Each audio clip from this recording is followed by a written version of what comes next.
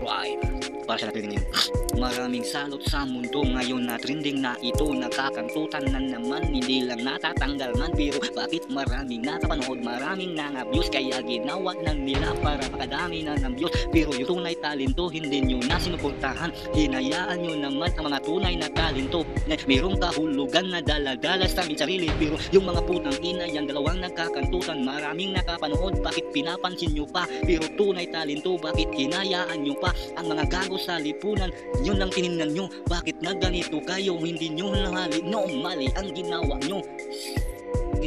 Tunay talento, hinayaan nyo. Pero yung nagkakantutan na pinapanood nyo, maraming mga views. Kaya ginagawa nila para sumikat. Pero sira ulo yan, mga tanga. Hindi dapat yan panoorin sa mga taong ganyan. Mga sira ulo, mga kati, mga kamaniakan. Dapat sa kanila yan ay putulin ng hininga. Dapat nga ay patahimikin na sa mundo. Dahil mga salot sa lipunan yan dapat pinabuhayin. Bakit lagi nyong pinansin ang mga ginawa ng kamalian? Sa mga taong kayo, nagkakamali naman kayo. Pero yung tunay talento, hindi nyo nang sinuportahan, hindi nyo pinapansin at hindi nyo pinapanood. Pero yung nagkamali, nagkakantutan lang naman. Pero pinapanood nyo, pinapansin nyo na pa. At meron pa pa-share, meron pa pa-comment. Ay nako, nagkamali naman kayo. Pero tunay talento, bakit hinayaan nyo pa? Di nyo sinusuportahan, ang utak nyo talangka. Ito ang real talk na gago, ginawa ko lang ito. Kahit freestyle lang ito, pero tinutuloy ko to. Real talk naman na ito, mga sira ulo naman yan. O ngayon na trending sila dahil sa kanyang gaguhan. Mga gagong ginawa para sila'y panuurin.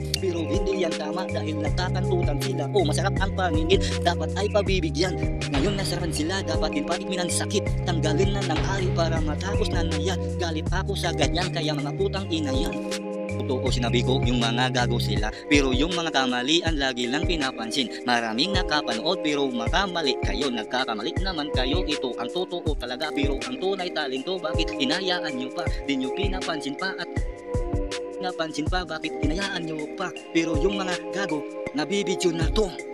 Mga gago, nagbibidyo na yan. Gago ay nagbibidyohan yan. Nagkakantutan pero maraming nakapanood. Bakit lagi nyo napansin? Mga sira ulo yan. Pero tunay talento, bakit hinayaan nyo pa? Diba totoo naman to ang sinasabi kong ito?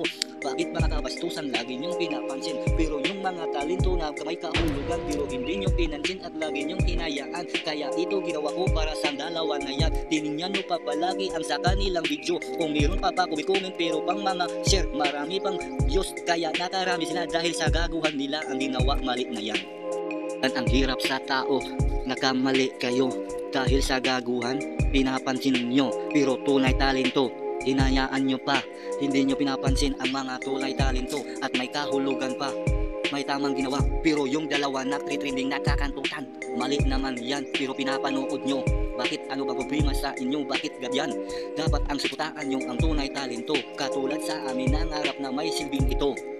Sa mga tao, mga gagong gusto nyo, ang gagong gusto nyo pala ang suportahan nyo. Yung laging nakakantot, hindi nakatanggalan yan. Yan ba ang gusto nyo? Yan ba ang suportahan nyo? Di ba mali naman yan? Pinapanood nyo pa at pinupos pa sa Facebook pero mali naman yan. May kabastusan ang ginawa nyo ng dalawa. Hindi natatanggal kaya maraming nakabiyos. Maraming views ang kanilang video dahil sa gaguhan. Nangangago yan pero sinuportahan nyo naman. Sinuportahan nyo pa ang mga gagong ginawa pero ang tunay talento hindi nyo naman ginawa. Di nyo naman sinuportahan at di nyo lang pinapansin. Ito ang real talk talaga, katotohanan naman to. Bakit ang nag-trending ngayon hindi nyo hinayaan?